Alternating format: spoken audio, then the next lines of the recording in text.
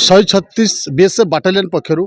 कंधमाल जिलार बारखमारे आज एक कार्यक्रम हो जहाँकि जनसंपर्क कार्यक्रम कले अत्युक्ति हेनी और मुझे सीधा सड़क देखेबी यही कार्यक्रम रही जहाँकि जन कल्याण कार्यक्रम एवं यही कार्यक्रम प्रत्येक वर्ष हुए एवं यही वर्ष यही कार्यक्रम जहाँकि बीएसएफ एवं एठिकार जो लोक मान सहित गोटे सुसंपर्क स्थापना करवा यह हूँ मुख्य उद्देश्य एवं किसी गरीब निरीह लोक साहाय्य करवा ए उद्देश्य प्रत्येक वर्ष बीएसएफ कैंप पक्षर जहाँकि 136 बाटालियन पक्षर यह कार्यक्रम कराए एवं मो सहित जड़े एठिकार बारखमार जड़े जड़े शिक्षाविद अच्छा सहित आम कथा सी भी ये अतिथि होकर आसते कि कार्यक्रम कौन थी तार मुख्य उद्देश्य कौन था आम सहित कथा कौन कहे आज्ञा आजिका जो कार्यक्रम कौन कहे देखु बीएसएफ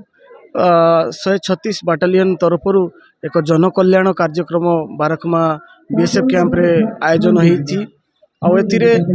रेबिंगिया सलागुड़ा एवं बारखमा पंचायत रू विभिन्न लोक कहले वृद्धा वृद्ध असहाय दुखी गरीब लोक आसचंती एवं सेमानंकु किछि सेमान उपहार देइचंती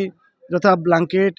आउ चली पार नथिबा लोक मान को स्टिक एवं खेल सामग्री युवपीढ़ी पुणी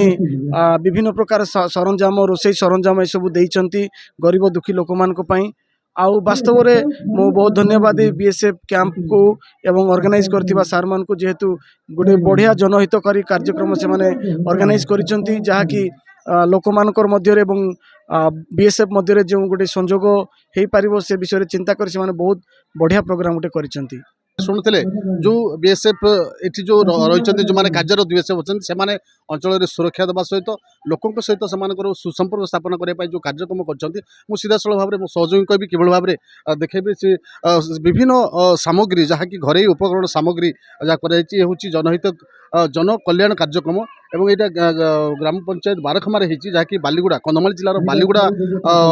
ब्लॉक स्थित जो बारखमा रही से पाखे यही रही देखेबी से भाव देखो कि भाव में लोक ये भिड़ अच्छा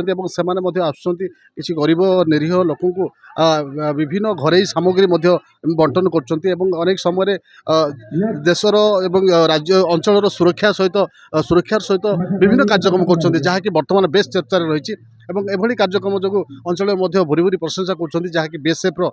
जो ये रही जो नियोजित अधिकारी मैंने लोक प्रशंसा करता देखा मिली कंधमाल जिला बालीगुड़ा तापस कुमार नायक एमबीसी टीवी।